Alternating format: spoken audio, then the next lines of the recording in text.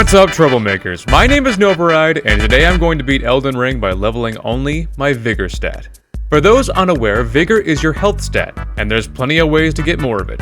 The more of it you have, the more health you have. I know, pretty difficult to understand. The insane amount of health I end up with may seem like it makes things easy, and it does, but there's a very sharp difficulty spike at the DLC, so that health is going to be little more than a small advantage when our damage boosts are limited. Let's get into the rules. The rules are, I have to beat all main game bosses, including the optional super bosses. I'm not worried about Rellana or the quest bosses though. Don't care enough about their fights to go find them, so I just won't even bother. On the flip side, I have to kill all DLC remembrance bosses, no exceptions. And I can only use health-related equipment. I'm allowing myself the use of other physic tiers and tools like sleep pods just for some nuance to this run, but everything else has to be health only. Health recovery, health boosts, lifesteal, and even boosts that revolve around what percentage of health you have are all fair game. Just a little note here, I forgot to take off my starting armor during this run, but it's not like it gives me any real protection anyway, so lay off! With all that in mind, let's get this run going. We'll start by choosing the hero class, both for their high vigor stat and their strength stat, which we'll need to wield the weapon we'll be using for this run, the Great Stars. We then get our ass kicked by the Scion. After waking back up, I make my way to the Church of Ealot, talk to Kale, buy the crafting kit and his pots, meet Melina, jack her ride, then start going east to grab both the cookbook for the sleep pots, which is important for later, and then get to the Church of Marika for the physic. Then I make my way over to Fort Height. On the way, I stop off by the Minor Erd Tree to get the stamina boost and Thorny Crack Tears. I grab the first half of the medallion, get back to the Church of Marika, make my way down past the bridge and up to Fort Faroth, and grab the second half of the medallion. After that, I make my way down through the Weeping Peninsula to the Tower of Return. I take the teleport trap chest there to get to a section of Lanedale early so I can grab the Blessed Dew Talisman, which will constantly heal me for 2 HP per second. Not a huge amount of health back, but hey, health regen is health regen. Once I have that, I make my way up to Liurnia and through the Raya Lucaria Crystal Tunnel, where I kill the Crystallion for the first Smithing Stone Bell Bearing. After that's done, I make my way over to the Grand Lift of Dectus, which takes me to the Altus Plateau. Good thing too, because that's where this build really starts coming together. I take the main path all the way up to the Broken Bridge and over to the portal which transports me to the other side. There, I find and loot a caravan which holds our prize, the Great Stars, which restores 1% of my overall health per successful attack. Feeling triumphant, I run off with it, only for my stupid ass to realize I can't wield the shit. I think I misunderstood how two-hitting works. But I can fix that. Just a quick detour back to Fort Faroth, a quick death to giant rats, and the looting of the Radahn source seal later, and we're back on track. Back in Altus, I grab the Icon Shield, which, when equipped in any way, regardless of it being used or not, grants 3 points of health regen per second, giving us a total of 5. Not amazing, but still, that's health regen. I then head on over to the sealed tunnel and grab the second Smithing Stone Bell Bearing. Both bell bearings together will let me buy enough material to get the Great Stars to plus 12, but I need some money for that. So I head back to Fort Faroth one more time, murder a sick dragon, buy the necessary smithing stones, and upgrade the Great Stars to plus 12. And just like that, the basic setup for this build is done, and now we can really get started. Let's go! Want to take this time to say if you enjoyed this run, hit the subscribe button and leave a like. If you're feeling frisky, leave a comment. Only roughly 20% of you are subscribed at the moment, which really ain't bad, but I want to see if we can't get that higher. Any support I receive is a really big help. Now, sit back and enjoy the run. Having spent my leftover runes on Vigor upgrades, bringing me up to a solid 33, it's time to start tearing through some bosses. Unsurprisingly, we're starting with Margit. With my plus 12 weapon and health recovery, he really isn't much of a threat. It's Margit. He's got some fast swings and delayed attacks, but with my respectable damage along with the spiked crack tier, he staggers pretty easily.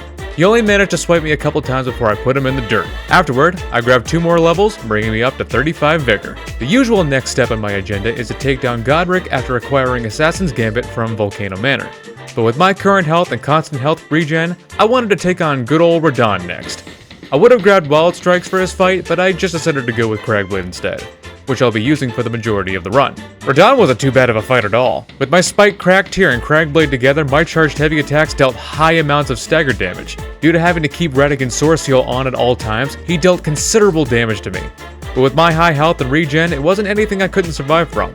What doesn't help is that he managed to slap me with a super fast slam a few times, which isn't normal for me. But again, it wasn't anything I couldn't survive from.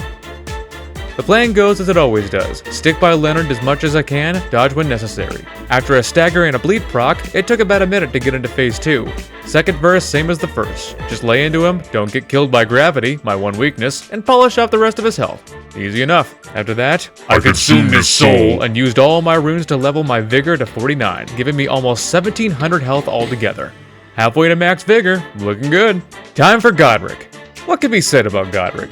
No, really, what can be said about him? All things considered, Godrick is easier than Margit is. I just did what I always did with him. Dodge through his well-telegraphed attacks and then lay into him. With my current damage output, he's staggered really easily. If there's one thing I could say to watch out for, it's his storm attacks. Took no time at all to get to phase 2.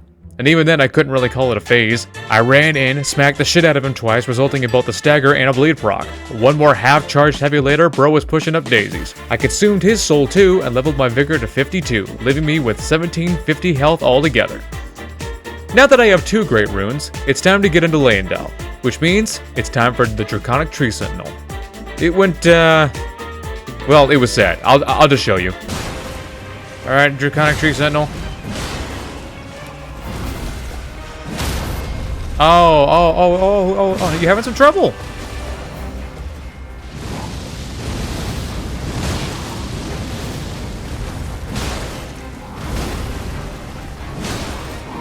Ow.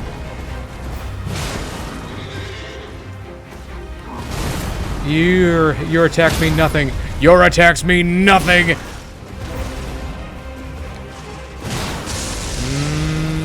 Boo. Oh. He's stunned again already? Damn.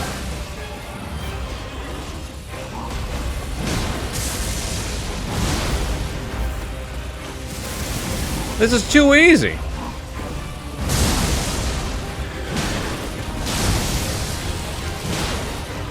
I can't believe any of you jokers had a hard time with this guy. Yeah, I was sloppy and my damage wasn't even optimized. Would have literally taken me longer to write a script and explain the fight. Now that I'm in Leyendal, I gracefully ran across the rooftops, smacked a living tree in the kneecaps, and found myself at Goldfrey's doorstep. I played really sloppy, but again, with my health and regeneration, I could afford to.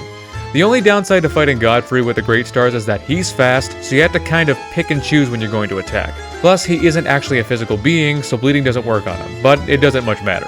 With the benefit of Cragblade, even my lead attacks did considerable stagger damage. I managed to break his poise twice for some big damage. Even with the sloppy fight, he went down in under a minute. After that, I climbed my way up a large tree branch, gave an assassin a spinal correction, and knocked on Morgott's boss door. It'll be a lot easier to show you than to explain. You gotta live what I did to this man. Let's see, you gonna throw that spear? I dare ya! Yeah. I beat your ass once, I could do it again. Yeah. Uh-huh.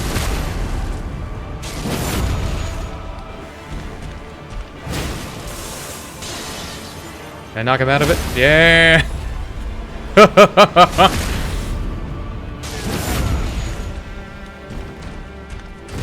We have him. I will not move from this spot!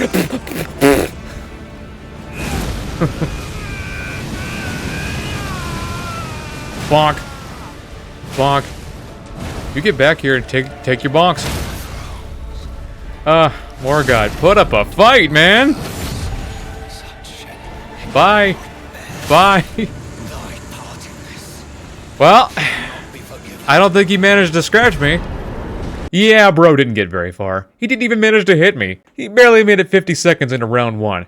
But don't take what I'm saying as me getting cocky. I'ma have that smirk wiped off my face very soon. After that, I used all the runes I had to get my vigor up to 69. Nice. I wanted to get some proper armor that would tie in well with my build, so I need to go see Ensha.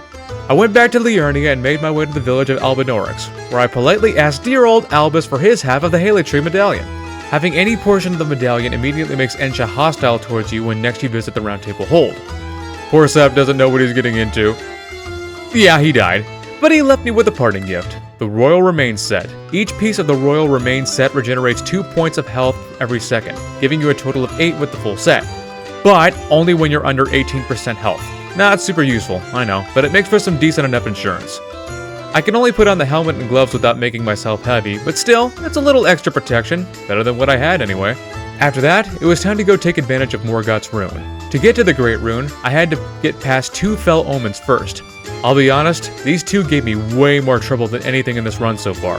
The pitch black 4 Kings-like arena really threw me off. But I pulled through, but just barely. After that, it was time to activate Morgott's Great Rune, which increases your overall vigor by 25%. What makes this rune particularly good is that it applies after all your other health-related buffs. Any physic, talisman, or piece of equipment applies first, then the Great Rune. Once I activate it, there are very few things left that are a challenge to me, in the base game at least. With the Great Rune acquired, I use the elevator to get to the Forbidden Lands, then use the Grand Lift of Roll to make my way to the mountaintops of the Giants. There are 2 things we need here.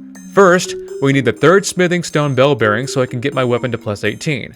Next, I need to hop into a giant skull and retrieve the Ancient Dragon Smithing Stone, which will max out our weapon later. With those 2 things acquired, it was time to face Fire Giant. After running into the arena and dodging his initial attack, it was my turn to get a hit in. I immediately realized that something was wrong, but I just couldn't place what. That's when I realized I never upgraded my weapon. I'm still at plus 12, so I spent the entire fight doing piss poor damage to this giant bastard. But that's not even the worst part. The worst part was this. How did you forget to upgrade your weapon? I don't know! I was too busy balling and I forgot.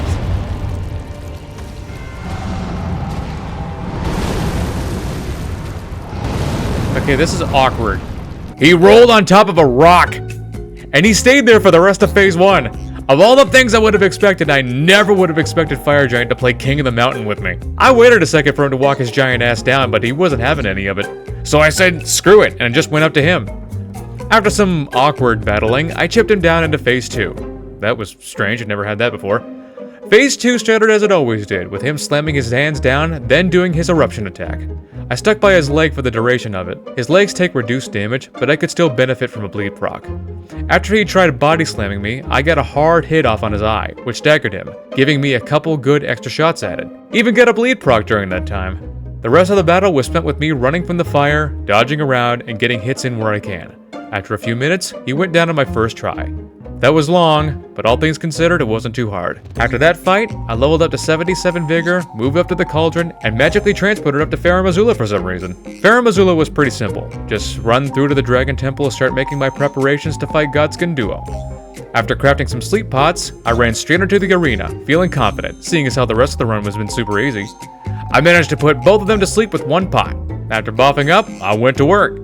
But again, I noticed something was very wrong. My damage output was very low, even with my buffs on. But again, I just couldn't place why. But I didn't question it too much. I said, oh well, I could just thug it out, right? Are you... Yeah, that gave me some trouble. That's when someone pointed out that I, once again, didn't upgrade my weapon. So, I went to do that. I upgraded my weapon to plus 18, fought Gillica for the Ritual Sword Talisman, which gives me 10% extra overall damage at max health, and gave them another shot. This time was much, much better. I put both of them to sleep once again, and got to work on Fatty first. Normally, I like to overwhelm them both with damage and kill them quickly, so I could just end the fight without too much trouble. But seeing as how I opted for Cragblade when I should have went for Wild Strikes both for extra damage and bleed buildup, they still gave me a lot of trouble. It took a bit to put Fatty down, and Skinny gave me some trouble because for whatever reason, I just couldn't stagger him. So he managed to summon back the Noble, so I had to put him down again after some close calls and then get back to work on Skinny. But the fucking guy wouldn't stop moving around, and by this time I grew very impatient. So I took a lot of damage I could have easily avoided. He tried calling Fatty back again, but I managed to kill him before they ganged up on me. I managed to pull through by the skin of my teeth. On the upside, their fight grants me the 4th and final Smithing Stone Bell Bearing.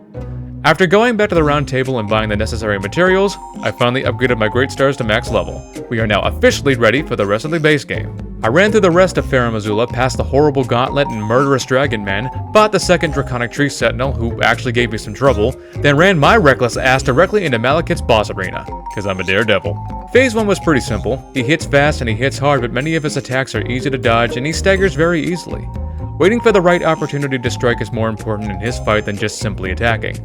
After a couple staggers, I was into Phase 2 in no time. There's not really anything to say about Phase 2. I stuck to his front left as much as I could, just like always. But for some reason, he played the biggest game of keep away.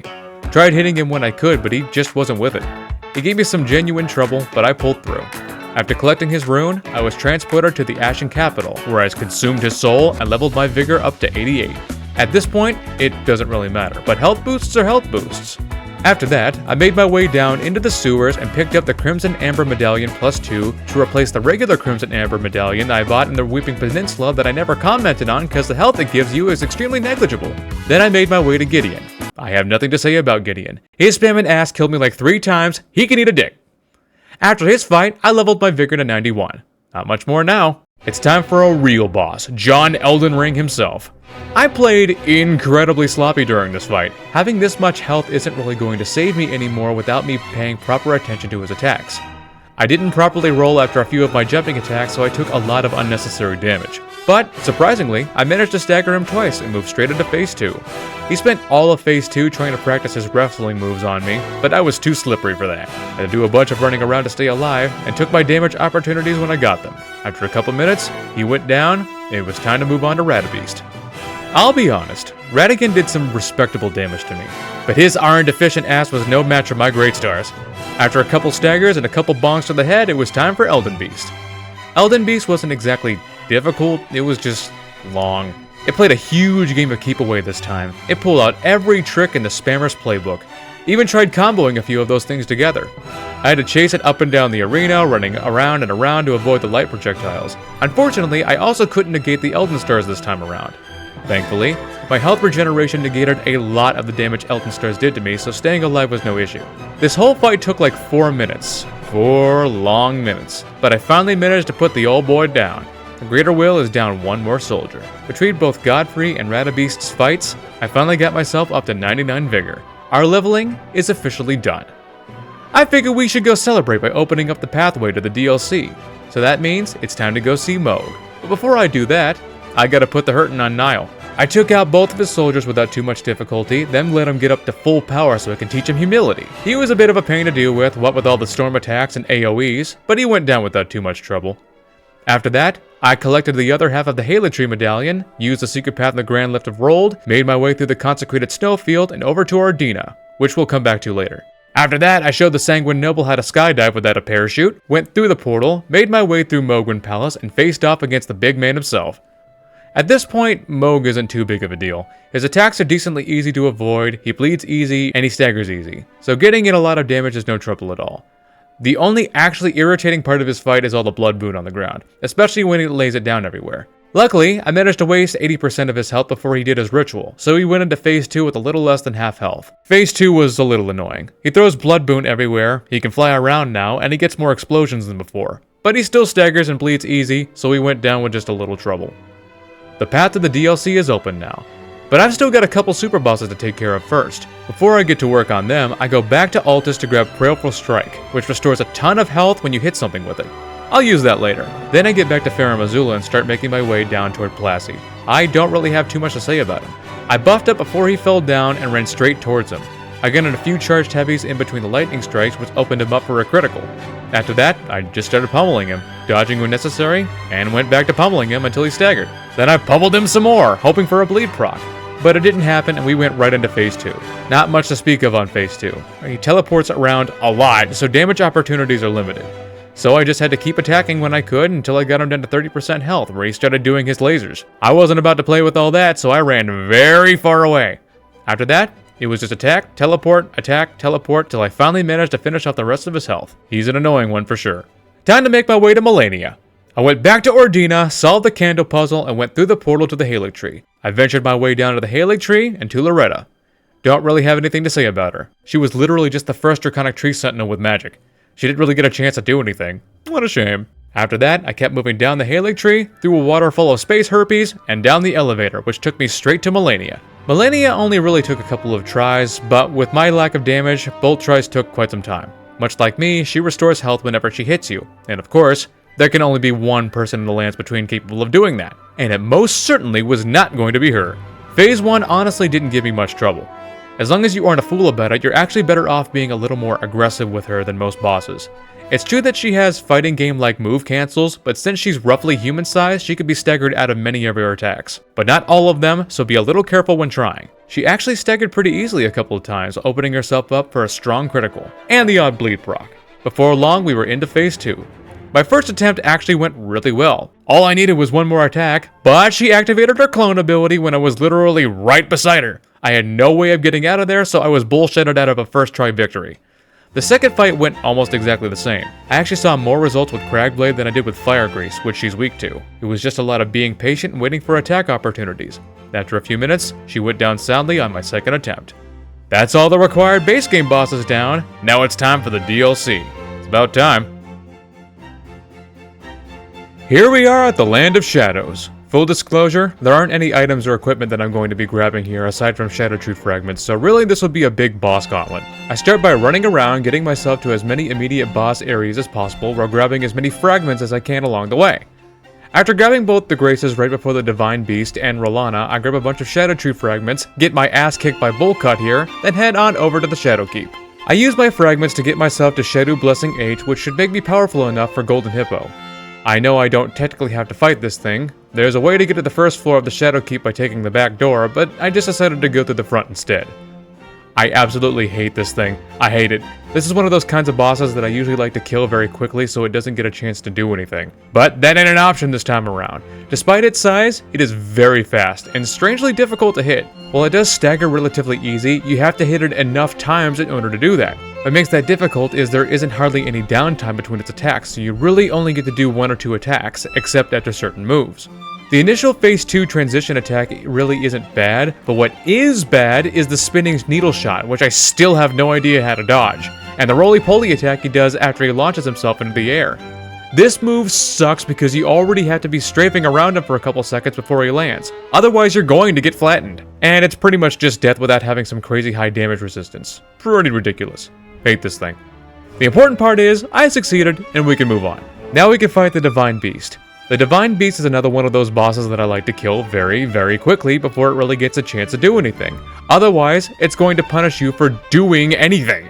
Its base phase honestly isn't too bad. The contorting around and the camera going crazy all the time is extremely annoying, but the lightning phase and beyond is more irritating than a mosquito in the air. There ain't nowhere you can go or anything you can do without lightning being right there. You're better off waiting for the ice phase before even bothering to attack the stupid thing, because you're going to get zapped if you aren't constantly on guard. The ice phase is much easier to dodge except for when it lunges at you, which causes a frost storm, which is bigger than your rolling area, so you're more than likely going to get clipped by it at least once, regardless of the direction you roll in. The easiest for me is the wind phase, but still, that camera going crazy isn't doing me any favors. It's been a year and hundreds of attempts and I still have no idea how to dodge this thing properly. There must be something wrong with me. This thing can fuck right off. Rellana is much easier to deal with, believe it or not. Rellana is tricky for a lot of people. Unless you're dishing out insane amounts of damage, you need to remember that you're dancing her dance. And part of succeeding in that fight is learning the steps. She can change between wide sweeping slices, spins, and thrusting attacks at any time, so you need to be ready for all of it. Attack opportunities are tight, but what balances the fight is that she's relatively easy to stagger, and she doesn't have much bleed resistance, so be sure to take advantage of both. Phase 2 is a little more tricky. She could do either her magic slash or her fire spin, regardless of the distance you're standing from her, so be ready for either one.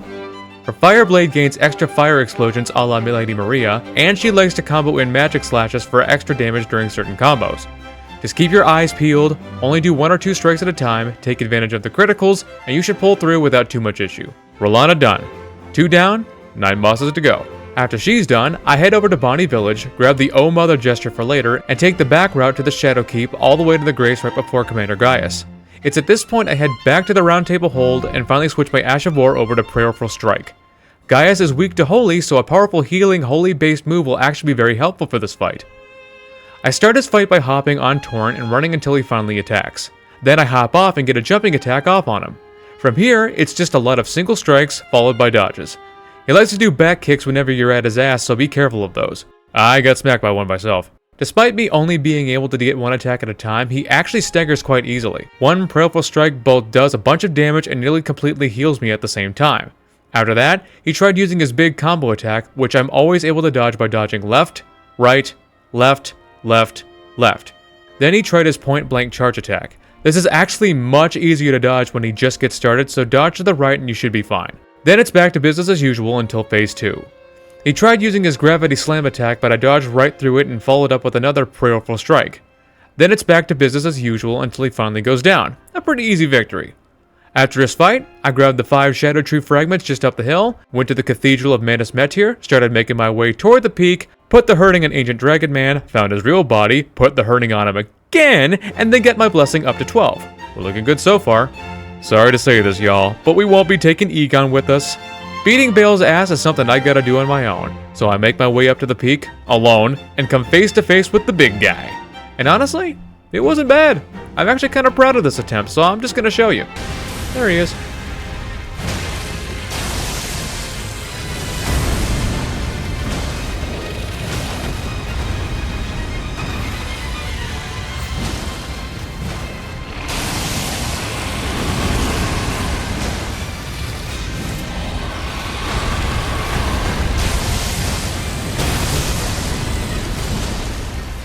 Don't make me smack you in the dick.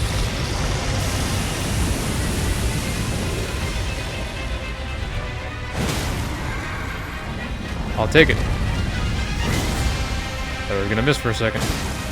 That would have been unfortunate. Okay. I usually like to have him by having health as I was saying, half health by now, but not in the cards this time. Okay. 1, 2.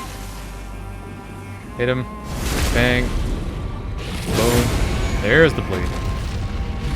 Boom. Boom. Boom. Roll away.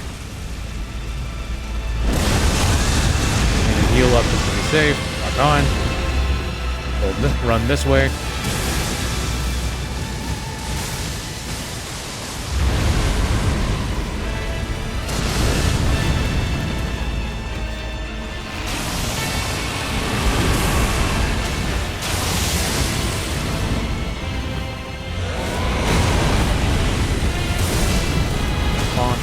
Bonk.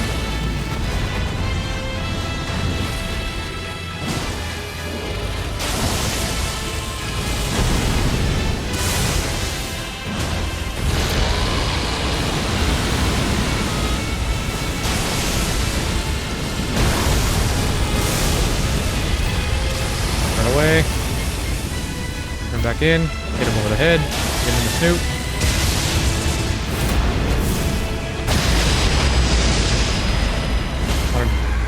There we go. Bonk. Bonk. No. Bonk. However it has to happen. Will this do it? Will this do the job? Does that do the trick? Yes, it surely did. See, I told you that wasn't going to be so bad. That wasn't bad at all. Pretty satisfying victory. Now that he's done, it's time to get ourselves to Metyr. I find both the finger ruins, blow hard into both fingers, get back to Ymir, exhaust all of his dialogue, get friction burns on my hands, have a polite conversation with Ealot's sister, and finally come face to face with Metyr. Metyr gave me some trouble. She's another one of those bosses I like to kill very quickly, otherwise she's going to be a total nightmare. She does insane damage, she's way too mobile for your own good, and there's still the laser thing to worry about. Can't grab Raptor of the Mist because Euro would be dead at this point, so my only option is to face tank. Shit! Yeah, she killed me many times. Though I did find out that you can actually kite her spinning slam attack much like Malenia's Scarlet Aeonia. So we have that. If you don't stagger her a bunch or do a ton of damage, she's eventually going to birth some finger creepers. So that just makes things more difficult. I don't want to talk about it anymore. I succeeded in the end and that's all that matters. Time for Messmer, a much easier and far more satisfying battle. Messmer is extremely mobile, and there isn't a lot of downtime in between his attacks. Some of them can be rather tricky to avoid, such as his double swipe. Timing on that is a bit specific, but it isn't too bad. What you need to be careful of are his long combos. Sometimes he stops them prematurely, so don't ever assume the combo is over just because he stops moving for a second, otherwise he will put you in the dirt. When he rises into the air for a swipe, roll into him, then after he comes back down for the jabs, roll into him again when he slams down, and then roll into him again before the spear explosion. Use this as an opportunity to get a couple good hits off. When he does his flaming spin move, dodge toward him immediately, then dodge toward him again after he lands behind you. Then dodge toward him 2 more times to dodge both the swipe up and the slam down. Get at least 1 attack off on him afterward. Keep all of that in mind, and phase 2 should come pretty easily. While in his base serpent form, he loses all his holy damage resistance, so my weapon does much more damage to him now. In addition to gaining serpent attacks, he also gains a little extra mobility during his combos, as he usually likes to lunge straight at you after they're done, which tightens up attack windows a little. But a strong stagger and some well-placed strikes later, and he goes down on my first try without too much trouble. Now it's time for Romina. The most dangerous thing about Romina, aside from her Scarlet Rot buildup, is that her attacks are very large, especially when it comes to anything involving the centipede portion of her body. However, she doesn't have much bleed resistance and she staggers quite easily. Despite how large her attacks are, most of them are pretty simple to dodge with some good typing. If any attack you do gets into 60% health or less, you need to get away from her immediately. She has a large Scarlet Rot AoE that will constantly hurt you while dealing Scarlet Rot buildup. After that, move away from the butterflies, because they explode and do the same thing as the initial explosion. Phase 2 is pretty much business as usual, but the damage windows are now a little tighter because she is much more likely to extend the fight both with her Scarlet Rot explosion and her triple slash. But after those, it's right back to what you were doing. Romina goes down on my first try with only a little pain on my part. I don't want to burn the ceiling tree just yet, I want to do a little boss cleanup first. So I head up and then down into the stone coffin fissure. And at the very bottom of the fissure awaits the Putrescent Knight. This man flips, he spins, he rides off into that decaying sunset. If you looked up the word trickster in the dictionary, you'd find a pic of this thing. The attacks themselves aren't exactly difficult to avoid, it's the tells that'll screw you up. He'll go back and forth between very quick and very slow tells, so he takes some getting used to. Luckily, he's very weak to holy, so I ended up doing a ton of damage to him. The most annoying part of the fight is all the ghost flame he shoots when in phase 2. The phase 2 transition waves are actually pretty easy to avoid. It's when he shoots it suddenly and without warning that's the actual problem. He's got a version that shoots directly at you, and he's got a version that he shoots in all directions, which then snake up to where he's standing. But with some pain, and some complaining, he goes down in my second attempt. Next I want to do the Scadutree Avatar. It has a ton of holy resistance though, so we're going to have to change my Ash of War. And I know just the thing! I get back to the Great Bridge and make my way to Redmane Castle, where I kill the Scarab that drops Flaming Strike. While the Avatar may have a 40% resistance to Holy, it has a negative 40% resistance to Fire, so Flaming Strike will be this thing's worst nightmare. After getting ready, I ran in, and immediately got my cheeks clapped. But I didn't hear no bell, so I ran back in for a round 2, being very careful to avoid the thorns, which build up bleed like crazy. This thing's combos are never over when you think they're over. If you think they're over, you're a fool. But with our new skill, we deal a ton of damage to this thing, so phase 1 goes down nice and easy. Be sure to get the critical off on it so it comes back for phase 2 with reduced health. In phase 2, it has much more health, and it begins by slingshotting itself back and forth 3 times. If it hits you, it does a ton of damage, so be ready to dodge. If you learned phase 1, phase 2 isn't much worse. Flaming Strike it down and get the critical. Time for phase 3. It's gonna start phase 3 by exploding. Dodge the initial explosion and use this as an opportunity for a big hit. It then did the slingshot move again before going back to the explosion, which it does 3 times. I got hit the first time, but I avoided the other 2, giving me just enough time to polish off the rest of its health. The fight was kind of painful, but I took it down on my second try. Time to finally start wrapping things up. I get back to the Church of the Bud and burn the ceiling tree, which transport me to enter Ealot. This place is scuffed as all hell, but I made it through successfully. I get my blessing up to 15 and finally face off with Leda. Unfortunately, I forgot to help her fight Hornsent before killing Messmer, so I had to fight him too.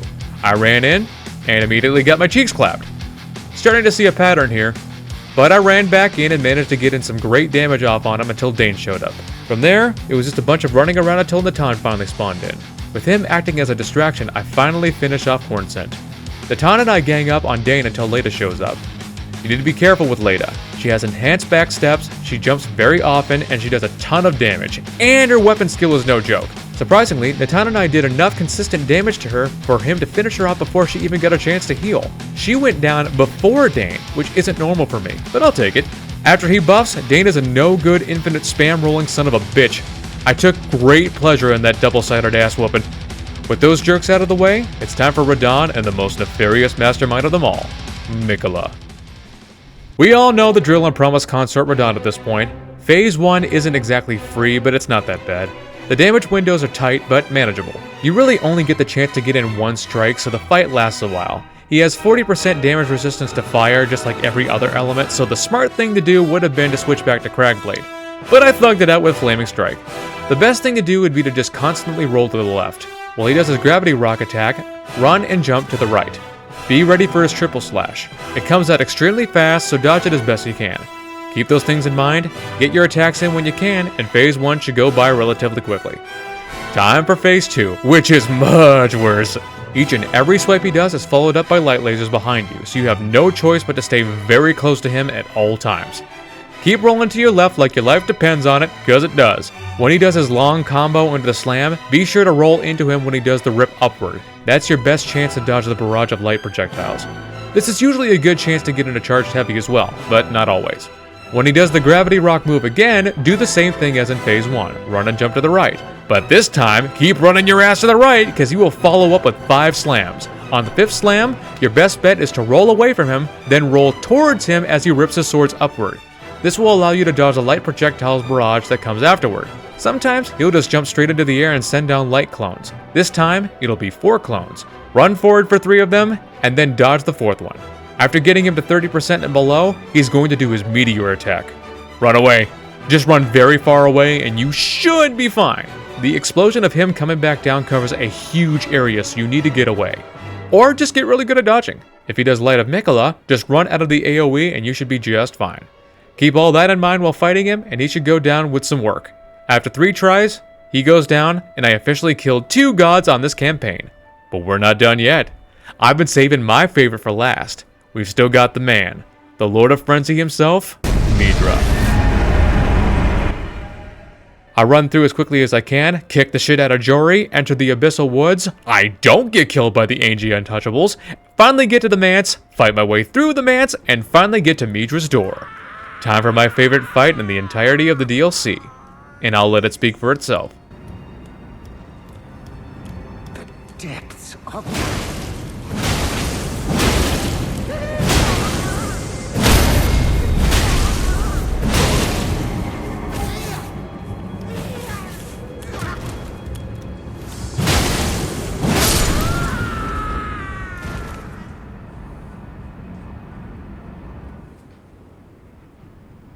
I have endured more than enough.